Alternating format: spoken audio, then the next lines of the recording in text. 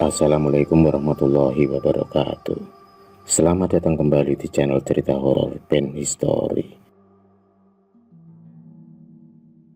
Kali ini kami akan menceritakan persalinan oleh hantu. Kisah nyata dibantu melahirkan oleh hantu di bekas rumah sakit Mojokerto. Rumah sakit umum di Mojokerto memang menyimpan berbagai ragam kisah misteri. Selain sudah tidak beroperasi lagi, rumah sakit ini benar-benar sangat angker. Beberapa waktu yang lalu, warga Mojokerto dan Sidoarjo memadati lokasi yang berada di Jalan Gajah Mada untuk melihat gedung tua itu secara langsung.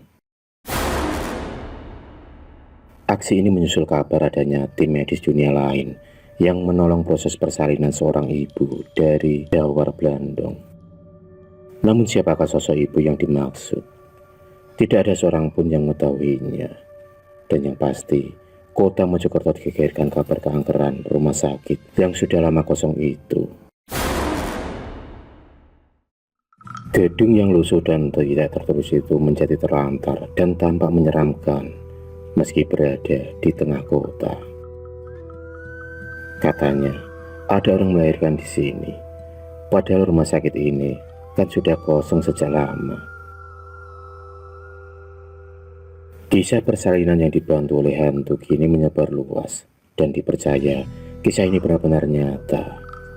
Ibu muda yang mengalami kejadian mistis itu adalah Padmi yang berumur 21 tahun.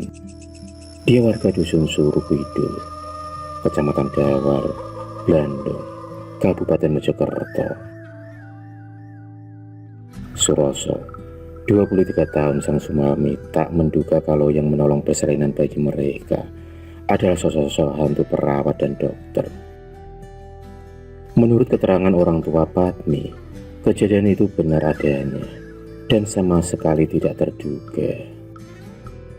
Tapi sayangnya, pasangan Suroso dan Padmi sudah pergi dari rumah itu karena takut orang akan menganggap kejadian aneh yang mereka alami hanya bualan belaka. Di samping menghindari pandangan miring dari masyarakat sekitar yang menuduh pasangan muda itu telah bersekutu dengan hantu, menurut Sumiati, tak ada tanda-tanda kelainan pada diri Padmi, anak tunggalnya itu, sebelum maupun sesudah melahirkan. Proses persalinannya pun tergolong sangat cepat. Hanya hari-hari bayinya yang tidak ada, karena saya tahu rumah sakit umum kota Mojokerto itu sudah kosong sejak lama. Suroso buru-buru membawa istri dan bayinya pulang ke rumah.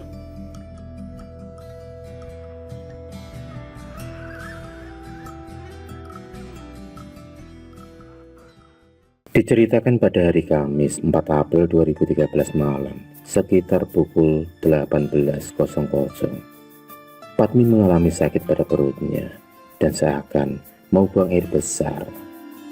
Melihat anaknya meringis menahan rasa sakit akibat kandungannya yang sudah 9 bulan itu, Sumiati pun menyuruh Suroso, anak mantunya itu, untuk segera bergemas mengantarkan Padmi ke rumah sakit. Seusai memasukkan barang-barang yang sekiranya dibutuhkan kelak untuk proses persalinan ke dalam tas, seperti kain sarung panjang, baju bayi, gurita, dan lain sebagainya, Suroso pun kemudian membonceng Padmi menuju ke rumah sakit kota Mojokerto dengan mengendarai sepeda motornya.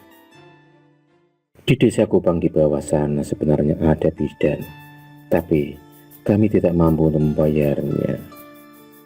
Jadi kami berharap program jaminan persalinan agar bisa gratis meskipun nantinya dioperasi, dan adanya hanya di rumah sakit umum di kota, jelas Sumiati, yang sehari-harinya hanya membuka warung kopi di pinggir hutan jati dusun Surukidul.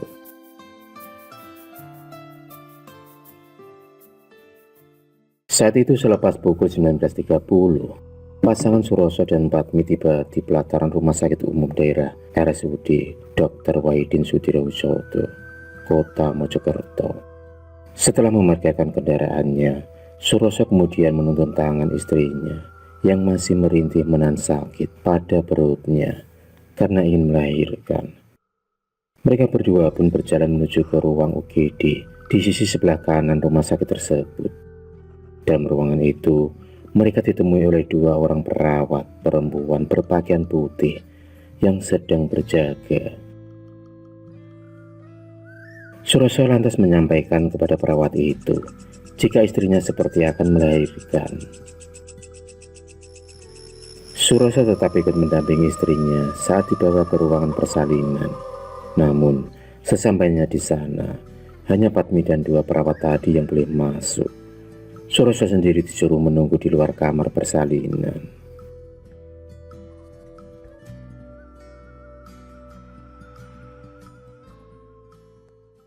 Suroso kemudian memutuskan untuk keluar untuk minum kopi di warung sebelah timur rumah sakit umum tersebut. Sesampainya di warung, dia pun kemudian lantas memesan minuman kopi panas untuk menjaga agar dia tidak terserang ngantuk dalam menunggu kelahiran anak pertamanya itu.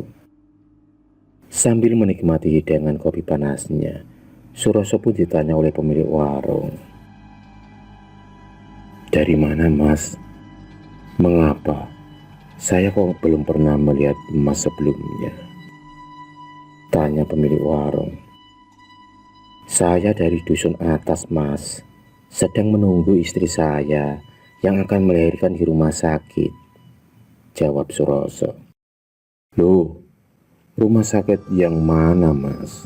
tanya pemilik warung. "Yang itu, Mas," jawab Suroso sedikit bingung sambil menunjuk rumah sakit. Seketika wajah pemilik warung itu pun terlihat tegang.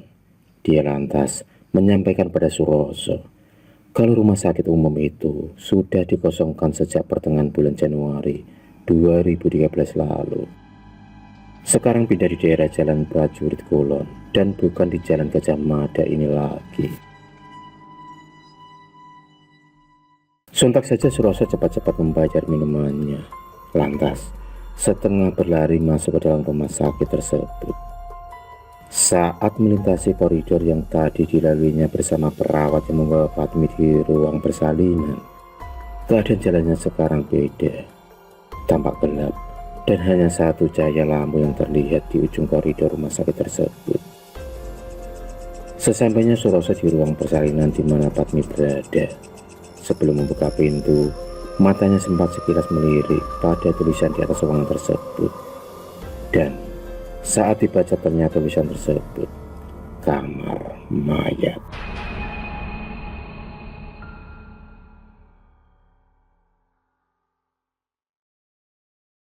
Melihat itu hatinya langsung kejut, memikirkan nasib istri dan anaknya.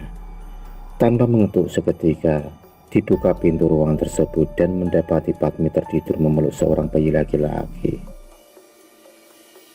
Sekitar itu juga dibangunkannya istrinya dan dia memberitahu istrinya kalau mereka salah masuk ke dalam rumah sakit. Mendengar penuturan dari Suroso, Padmi pun lantas beranjak turun dari tempat tidur, bergegas menggendong bayinya, dan secepatnya mereka berdua keluar dari ruangan tersebut. Sesampainya di parkiran, Suroso segera memacu sepeda motornya kembali menuju ke rumah Padmi di dusun Surukidul. Suroso dan Padmi tiba di rumah sekitar pukul 22.30 bersama dengan bayi laki-lakinya. Padmi pun kemudian menceritakan kalau saat melahirkan dia memang merasa aneh, apalagi setelah dokternya datang. Kontan rasa sakit Padmi saat itu hilang, jadi dia melahirkan tanpa rasa sakit sedikit pun. Lebih anehnya lagi, sesaat setelah jaban bayinya keluar bersama dengan ari-arinya, mata Padmi diserang rasa kantuk yang luar biasa. Namun, sebelum matanya benar-benar terlelap, dia masih sempat melihat sang dokter yang menangani persalinannya, memegang ari-ari bayinya tersebut dan memasukkan ke dalam mulutnya. Akhirul kalam, wassalamualaikum warahmatullahi wabarakatuh.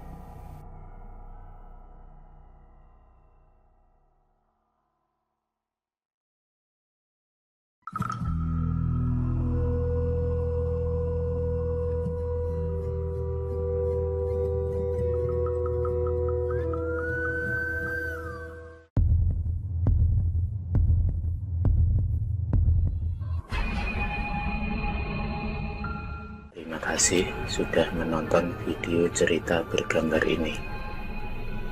Klik subscribe untuk terus berlangganan video-video cerita bergambar selanjutnya. Semangat berkarya.